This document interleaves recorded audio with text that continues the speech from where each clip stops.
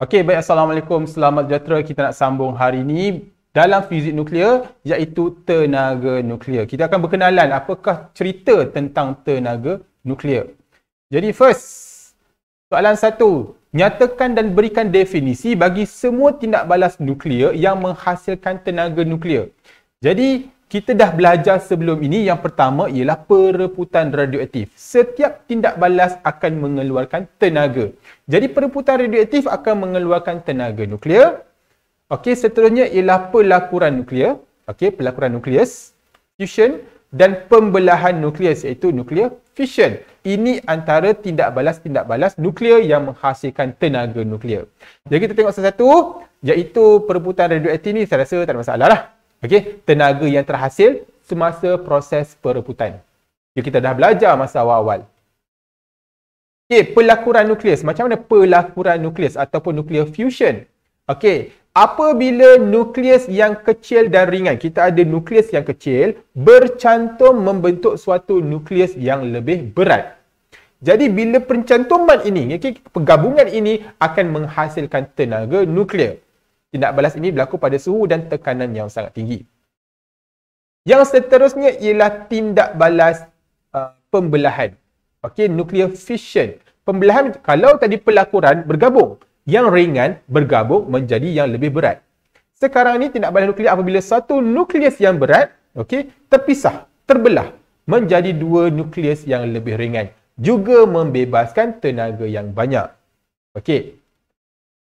Jadi kita tengok secara lebih detail macam mana dikatakan pelakuran nuklear. Yang decay ataupun perebutan tu kita tak tengok dah lah. Okey, macam mana dikatakan nukleus yang kecil dan ringan bercantum untuk membentuk nukleus yang lebih berat. Macam nak tengok berat dengan ringan ini. Bagi satu nukleus, okey, ataupun kita tengok kat situ H. Nampak tak? 2, 1. Okey, kita tanya balik. Satu ni apa? Satu ni nombor proton. Dua ini dalam kimia kita belajar nombor nukleon. Okey, betul. Cuma dalam fizik, nukleon ini dikenali sebagai nombor jisim. Maksudnya nak tahu berat ke ringan ke suatu nukleus tersebut, kita tengok yang ini. Okey, sebab kita tahu dalam nukleus dia ada apa? Dia ada proton dan neutron. Proton dengan neutron ni adik-beradik, dia sama berat. Jadi kita kalau tengok berat keseluruhan nukleus, kita tengok berapa bilangan neutron dengan proton. Itu sahaja. Ada apa ni? Ada 6 ketul. 6 ketul. Maknanya 3 biji proton, 3 biji neutron. Maknanya ada 6. So 6 inilah nombor nukleon. Hasil tambah proton dengan neutron. Okey. Jadi kita teruskan. Jadi kau tengok ni. H2. H2. Nampak tak? 2 ibarat ringan. Bergabung membentuk He3. Nampak tak? Lebih berat dari sebelumnya. Yang ni ialah dia punya orang kata bakinya lah. Maknanya dua nukleus yang lebih ringan membentuk nukleus yang lebih berat. Inilah dia dinamakan pelakuran nuklear ataupun nuclear fusion. Gabung. Okey, contoh kat situ tritium dengan deuterium bergabung. Fusion berlaku. Nampak? Menghasilkan helium 4 yang lebih berat dan neutron. Inilah dia. Nampak? 3, 2. Okey, nukleus nukleus. Okey, manakala pembelahan. Pembelahan pula ialah nukleus yang berat ni. Uranium ni berat. Nampak tak? Ada berapa biji ni? Kiralah sendiri. Okey, terbelah menjadi 2 atau lebih nukleus yang lebih ringan. So, macam mana nak dibelahkan? Kita guna pisau. Bukan guna pisau lah. Kita guna neutron. Neutron ini dibedil ataupun ditembak kepada uranium. Bahasa istilah lama dia ialah membedil. Membedil uranium. Maka berlakulah nuclear collision dekat situ, pelanggaran nuklear, dan terbelah menjadi strontium dan xenon yang lebih ringan. Nampak? Juga membebaskan baki-bakinya lah neutron. Okay, ini pembelahan nukleus. Juga menghasilkan tenaga. Okey, kalau kita tengok persamaan nampak. Jadi, kalau kita tengok neutron tambah dengan uranium, nampak tak? Sebelum tindak balas berlaku, selepas tindak balas berlaku, strontium, nampak ni? Strontium, xenon dengan 3 ketul neutron dan tenaga. Saya sebut sebelum ni, semua tindak balas dia punya belakang ialah tenaga. Okey, jadi kalau kita nak isikan dia punya notation sangat senanglah. Okey, kita boleh tengok sahaja. Okay, macam mana tu? Nampak? Neutron. Neutron ditembak kepada uranium. Maka uranium akan terbelah menjadi strontium dan xenon, membebaskan 3 biji neutron yang lain. Itu contoh. Dan dia akan mendapat tenaga lah dekat sini. Okey, di bawah pembelahan, okey, di bawah pembelahan ataupun tidak balas pembelahan tadi, kita ada chain reaction, iaitu tindak balas berantai. Sebab apa tadi? Ingat tadi? Sebelum tembak, kita ada neutron. Kita tembak kepada uranium. Nampak? Selepas dah berpecah daripada uranium ni, dia dah terpecah menjadi strontium dengan xenon. Okey? Dia keluar lagi 3 biji neutron. 3 biji neutron ni, dia buat apa? Dia akan membedil uranium lain yang terdapat di sekitarnya. Okay. Jadi, tindak balas ini berterusan, kita panggil tindak balas berantai ataupun chain reaction. Nampak tak? Ini uranium, 1 neutron tembak, terbelah jadi 2, okey dah fine. Terkeluar 3 ketul uranium. 3 biji uranium ini akan membedil uranium yang lain. Sebab kita dah belajar masa tingkatan 1 kan? Okey. Bila kita kata suatu pepejal, okey, lukis, nampak zarah-zarah pepejal. Banyak kan? So, samalah. Uranium bukan satu. Uranium ada banyak. Kalau satu neutron telah membedil satu neutron, satu uranium dan dapat 3 biji neutron lagi, neutron tu peluru lah. Dia akan tembaklah beberapa uranium di sebelah-sebelahnya. Okey. Macam mana rupa dia? Nampak ni ada banyak. Tembak lagi, nampak? Satu pecah 2. Pecah 2, pecah lagi dan seterusnya. Okey. Jadi, itulah dia 3 persamaan. Perebutan, kita dah belajar awal. Okey, lepas tu pelakuran dan pembelahan. Okey, macam mana kita nak membezakan? Kau tengok persamaan ni, Allah, apa benda persamaan-persamaan ni? Macam mana kita nak kenal? Ini ialah perebutan ke? Okey, persamaan pelakuran ke, pembelahan ke? Tengok macam ni. Tengok yang pertama. Ini apa benda ni? Macam mana kita nak kenal? Yang pertama, okey, dia keluar 42 helium. 42 helium ni apa? 42 helium ialah alpha. Jadi yang keluar alpha, beta, gamma, dia ialah perebutan. Dan satu lagi nak kenal perebutan, nampak? Dari polonium terus jadi plumbum. Maknanya dia reput secara sendiri. Tidak ada gangguan daripada luar. Tidak ada gabungan, tidak ada benda yang nak pecahkan dia. Jadi kalau nampak dia seorang-seorang kat sini, tiba-tiba dia menjadi benda lain, itu biasanya perebutan. Kalau dia keluar alpha, beta, gamma, kita lagi kenal dia perebutan alpha, beta atau gamma. Ini perebutan. Okey. Kan? Yang ni nampak ada tambah. Ni. Yang ni apa? Ada tambah, ini pun ada tambah. Okey, relax. Kita tengok dulu dia punya nombor atom. Ataupun nombor GCM dia. 2. Yang ni 3. Nampak tak? Daripada 2 ni ringan lah. 2 ringan. 2 ni pun ringan. Dapat 3 lebih berat. Ini ialah pelakuran nuklear. Nampak? Manakala ini 2, 3, 5. Berat. Dapat 90 dengan 143. Yang ni ialah pembelahan. Itu sahaja cara kita nak kenal persamaan ataupun tidak balas nuklear. Okay. So, pembelahan nuklear yang kita kata tadi tidak balas berantai kan? Kan ada banyak tadi. Dia boleh terkawal dan tidak terkawal. Yang kita kawal, dia berlaku dalam reaktor nuklear. Okey, manakala yang tidak terkawal, itulah dia ledakan bom atom. Itu kita biarkan sahaja tindak balas berantai itu berlaku sampai habis. Okey, manakala yang terkawal ni, maknanya kita kawal. Kita nak tenaga itu keluar sikit-sikit. Okey, maknanya tindak balas berantai tu mula 1 pecah 3, pecah 6 dan sebagainya. Kita nak dia berlaku dalam sikit-sikit lah maknanya. Kita kawal dia. Ini kita tak kawal, memang dia meletup terus. Okey. Sekarang ni kita nak masuk bagaimana tenaga elektrik nak dijana, penjanaan tenaga elektrik. Kalau tengok tenaga elektrik, kenalkan ni. Ini petroleum kan. Yang ni gas asli. Ini arang batu. Ini hidroelektrik. Ini nuklear, kita kenal. Jadi macam mana mereka ini menjanakan elektrik? Yang pertama, kalau kita tengok hydropower station ataupun kuasa hidro, kuasa air lah. Okey. Dia menggunakan tekanan air mengalir ke turbin dan turbin ini pusing, akan menjana elektrik. Kita dah belajar generator semasa tajuk elektromagnet. Bila generator tu dipusingkan menghasilkan arus aruhan.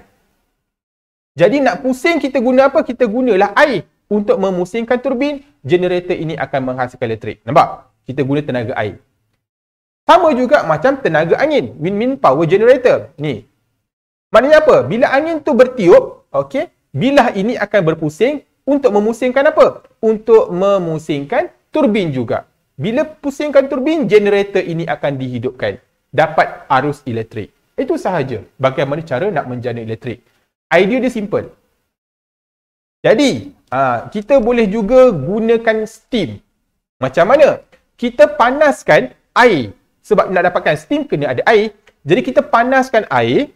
Nombor satu, keluar steam. Steam ini apa special dia? Steam ini dia mempunyai tekanan yang sangat tinggi. Sebab tu dulu, zaman dulu ada kereta api steam. Jadi steam ini mempunyai tekanan yang sangat tinggi, dia mampu untuk menggerakkan turbin. Nampak? Nombor dua ni, dia menggerakkan turbin. Dan bila turbin ini digerakkan, dia akan menggerakkan generator elektromagnet dan kita akan dapat DGE ataupun EMF. Kita masukkan dalam transformer untuk injak naik dan kita salurkan. Maknanya konsep asas dia sama. Nak memusingkan turbin. Guna apa? Guna air boleh, guna angin boleh, guna alat pemanas pun boleh. Guna air steam. Okey. Jadi, kita juga ada call power station, arang batu. Nah, tadi nak masak air. Ni, nak masak air ni bukan guna api dapur kat rumah tu, tak. Dia menggunakan arang batu. Arang batu ni mempunyai kepanasan api dia lebih tinggi. Jadi dia akan menghasilkan air dengan wap steam yang lebih bertekanan tinggi, suhunya lebih tinggi. Okey, lalu dapat memusingkan turbin. Nampak idea dia simple je, nak masak air. Sekarang ni kita guna arang batu. Contohlah kita pernah tengok movie kan. Ni saya ambil dari Titanic. Okey, nampak dia masukkan arang batu ke dalam relau pembakaran untuk menghidupkan enjin kapal tersebut. Nampak? Itu je. So, dia menggunakan arang batu. Kita selalu tengok movie ni kan. Dia cedok arang batu, dia masukkan ke dalam relau. So, arang batu inilah bahan bakar. Okey, untuk memanaskan steam. Sekejap kita tengok. Okey, bila dia masukkan arang batu, nampak tak? Steam pressure gauge. Okey, dia akan menghidupkan. Cuma, apa beza dengan nuklear? Nuklear juga sama macam arang batu tadi. Dia menggunakan uranium sebagai bahan apinya. Dan tenaga yang dihasilkan digunakan untuk memanaskan air, menghasilkan steam dan seterusnya menjana elektrik. Itu sahaja idea dia. Tapi kenapa ada serombong, nampak? Cuma tenaga yang dihasilkan oleh nuklear sangat-sangat panas. Kalau kita tengok serombong asap besar ni, yang keluar dekat atas tu ialah steam. Bayangkan kita ambil air, kita tuang dekat besi yang panas, dia akan keluar steam tu, asap. Kan? Ini bayangkan kepanasan yang sangat-sangat tinggi sehinggakan serombong asap yang sangat besar diperlukan untuk menyejukkan ataupun membebaskan dia punya wap. Sebab nuklear ni tenaga dia sangat besar. Okey. Jadi ini secara ringkas, labelkan dan nyatakan fungsi bagi setiap struktur di bawah ini. Okey, kita kecilkan sikitlah. Okey, A, B, C, D, E. Kalau kita tengok macam mana ni dikatakan ni? Dalam reaktor nuklear, nampak tak? Uranium tu ditembak oleh uranium. Bila ditembak oleh satu uranium, terkeluar 3 uranium. 3 uranium akan tembak 3 uranium. 3 neutron akan menembak 3 uranium. Dan keluar makin banyak. Nampak? Neutron tu makin banyak. Yang warna-warna kuning tu makin banyak.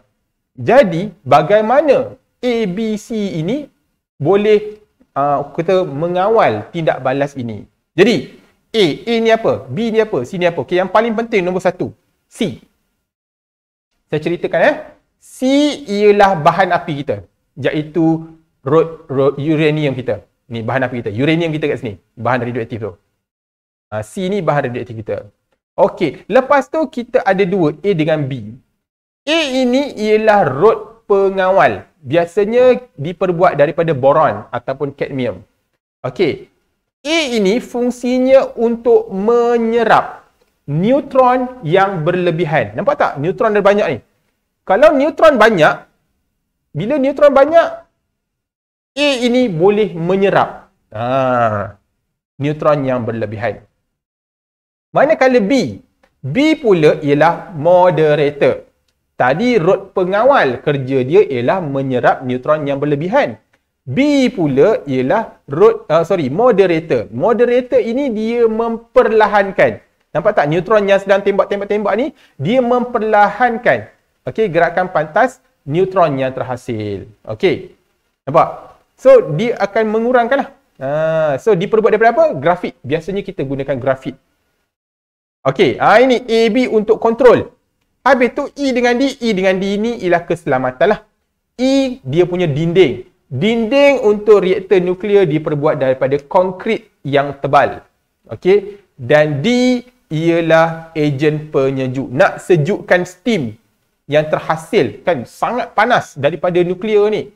Jadi kita perlu sejukkan.